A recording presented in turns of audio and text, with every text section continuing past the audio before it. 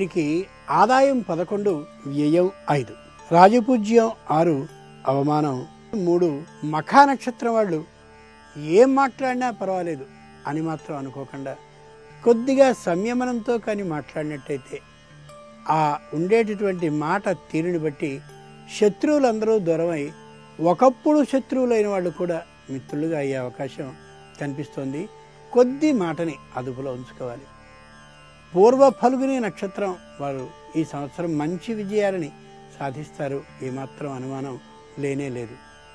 ఉత్తరా నక్షత్రం వాళ్ళు అన్నిటిలోనూ మంచి ప్రావీణ్యం ఉంటుంది, కానీ దేంట్లోనూ కూడా ప్రత్యేకమైన గుర్తింపు లేకుండా ఉండే అవకాశం ఒకప్పుడు ఉంది. కాబట్టి అలా కాకుండా తమకున్నటువంటి ఏ ఏ శాఖల్లో మంచి పరిచయం ఉందో వాటిలో ఏదో ఒక శాఖని ఎన్నుకుని ఈ విభాగంలో లేదా ఈ శాస్త్రంలో నేను మంచి ప్రవీణుణ్ణి కావాలి అని కానీ ఊహించినట్టయితే ఉత్తరా నక్షత్రం వాళ్ళు మంచి ప్రయోజనాన్ని మంచి ప్రావీణ్యాన్ని ఈ సంవత్సరం పొందగలుగుతారు.